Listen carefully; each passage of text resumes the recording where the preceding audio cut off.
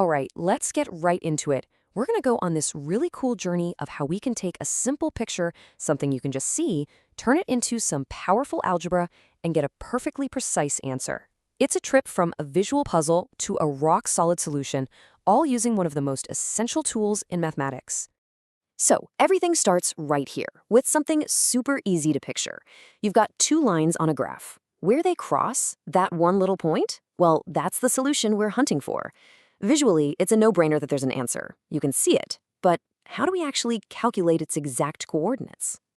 I mean, just eyeballing it might get you in the ballpark, but, in fields like science or engineering or computer graphics, close just doesn't cut it. We need a much more robust way to tackle this, a method that's still going to work even when the picture gets way too complicated to draw.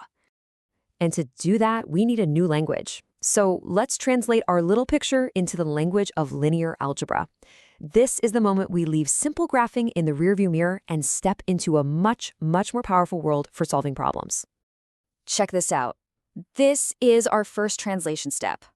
Over on the left, you see the good old system of equations we all remember. But on the right, that's the matrix form, ax equals b. See, the matrix A is just a neat little box that holds the numbers in front of our variables.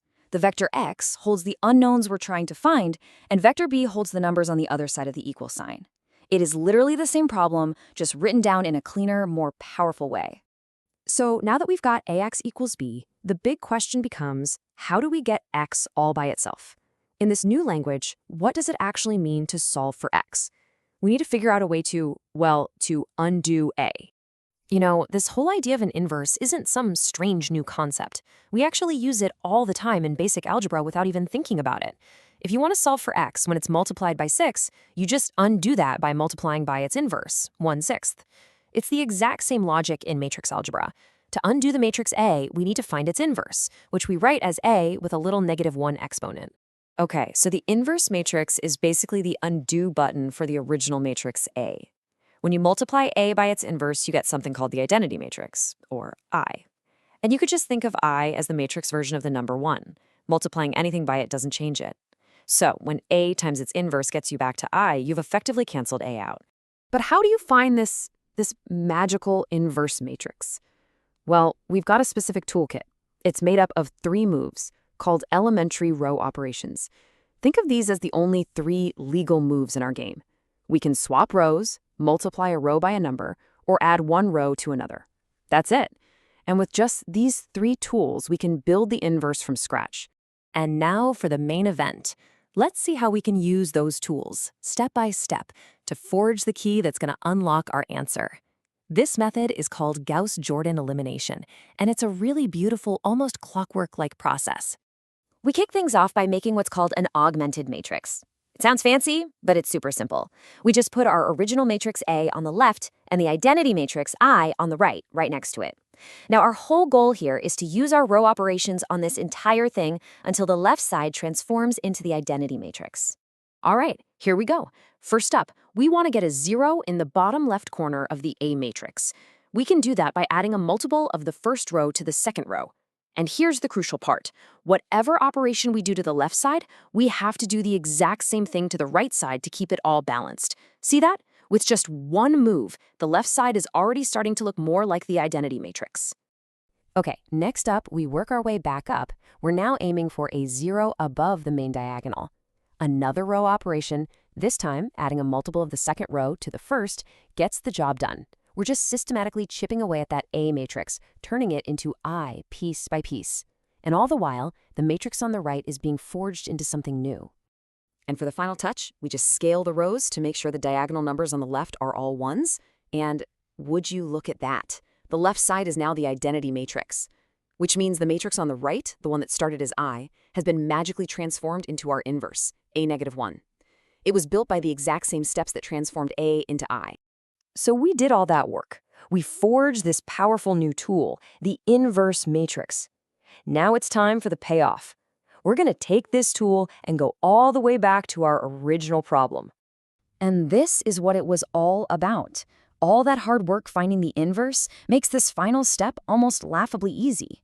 Remember our equation, ax equals b?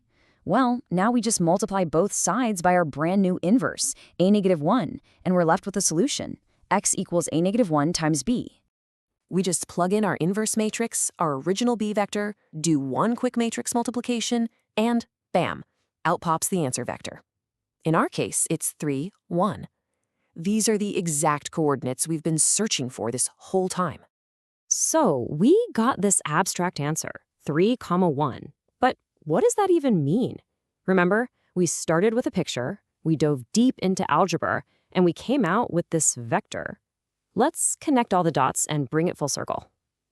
And there it is. This is the aha moment. That coordinate pair, x equals 3, y equals 1, is the exact, unambiguous point of intersection we saw in that very first slide. Our journey through abstract algebra led us right back to a concrete visual solution. We didn't have to guess, we calculated it perfectly. But hold on, because this is where things get really cool. Solving for a single point is just scratching the surface. The true power of matrices comes when you stop seeing them as just grids of numbers and start seeing them as active engines that can literally transform space. For instance, take a look at this. This is a rotation matrix. You can multiply any point on the graph by this matrix, and it will literally spin that point around the center. The matrix itself is the action of rotation, all encoded in those 4 numbers. And it's the same idea with a reflection matrix. It's basically a mirror, written in math. You multiply a point by this matrix, and it flips it right over to its mirror image on the other side of a line. Again, a physical action, a geometric transformation, is perfectly captured in a little grid of numbers. You know, this all comes back to a beautiful idea, summed up perfectly by the legendary MIT professor Gilbert Strang. Every linear transformation is represented by a matrix. Every single one of these geometric actions, rotations, reflections, scaling, you name it, can be captured by a matrix. It's the ultimate bridge between the world of algebra and the world of geometry. And that really leaves us with a fascinating question, doesn't it? From the way your phone's screen rotates, to the algorithms that power search engines, to the complex networks that run our economy, this fundamental idea gives us a new lens to see the hidden mathematical structures that are all around us. So what system in your world is just a matrix away from being understood?